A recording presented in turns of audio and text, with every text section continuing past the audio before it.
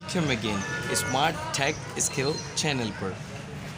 बहुत सारे लोगों को ये समझ नहीं आ रहा। मेरी लास्ट वीडियो जो मैंने अपलोड की तो उनको थोड़ा बहुत कन्फ्यूजन इस बात का है कि मैंने जो बात की AC टू DC इन्वर्टर्स के डिफरेंसेस के ऊपर, तो डिफरेंस उनको फिर भी थोड़ा सा समझ नहीं आया, लेकिन मैं आपको फिर वाज़े कर दूं कि ये DC वोल्टेज ही होते हैं। ठीक है, मैंने एक बात की थी कि DC वोल्टेज अगर देखा जाए तो DC वोल्टेज के अंदर पूरा एक पर्पज़ ये होता है कि DC प्लस और माइनस के ऊपर टर्मिनल होते हैं, ज़्यादातर 2 टर्मिनल होते हैं। ठीक है, और 2 टर्मिनल के ऊपर DC वोल्टेज अपडेट होता है। ठीक है, लेकिन कहने का मकसद ये कि इन्वर्टर एयर कंडीशन के अंदर क्या मामला है। इन्वर्टर एयर कंडीशन के अंदर मामला ऐसे होते हैं कि इसके अंदर जो कंप्रेसर लगा हुआ होता है वो ब्रशलेस कंप्रेसर है। ठीक है, तो ब्रशलेस कंप्रेसर की जो स्टेटर होता है वो उसके अंदर जो होता है उसकी सीक्वेंस जो होती है कंटिन्यूटी, यानी तीनों जो आम लफ्ज़ों में आप उसको UVW कह लें, 3 फेज़ है।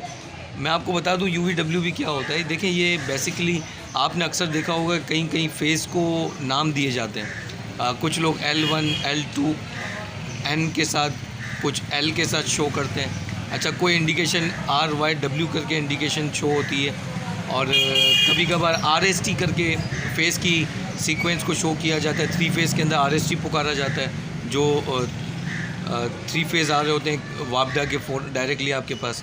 तो इसी तरह DC कनेक्शंस के अंदर किस चीज़ के ऊपर हम बात कर रहे हैं, तो उसको इंडिकेशन के लिए, यानी 2 लोग जब आपस में बात कर रहे हो तो ये पता चल सके कि किस टॉपिक पे बात कर रहे हैं। तो इसलिए UVW 3 phase supply DC inverter की जो होती है, DC वोल्टेज की जो होती है, उसको पुकारा जाता है। ठीक है, UVW।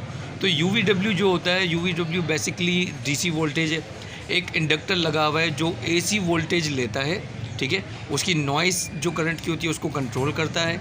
उसके बाद ट्रांसफॉर्म करने के बाद उसको एक IPM के ज़रिए, IPM मॉड्यूल के ज़रिए वो कन्वर्ट करके DC हो जाता है। लेकिन DC 3 फेज़ होता है। ठीक है, DC 3 फेज़। अब कंप्रेसर जो चल रहा होता है, तो कंप्रेसर किस तरह काम करता है। अब कंप्रेसर को आप DC बैटरी डायरेक्ट करंट में नहीं चला सकते। आप कंप्रेसर को चलाने के लिए उसके अंदर तरीका ये होता है कि वो DC वोल्टेज की फ्रीक्वेंसी अप एंड डाउन या मुख्तलिफ होती रहती है, जिसकी वजह से ज़्यादातर होता है कि कंप्रेसर की जो स्पीड होती है ना, वो कंट्रोल उसी वजह से होती है।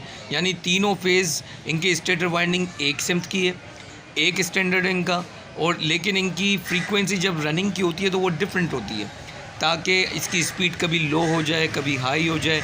रूम के टेम्परेचर के हिसाब से जैसी जैसी स्पीड होती है, तो रूम का टेम्परेचर जो सेंसर लगा हुआ है वो जब सेंस करता है रूम की एनवायरनमेंट को, क्लाइमेट को, तो उसके हिसाब से फिर इंडिकेशन आती है। या इंडक्टर के अंदर, इंडक्टर से करंट जो है IPM पे पहुंचता है, IPM के ज़रिए फिर ये जो फ्रीक्वेंसी होती है वापस से लो हो जाती है।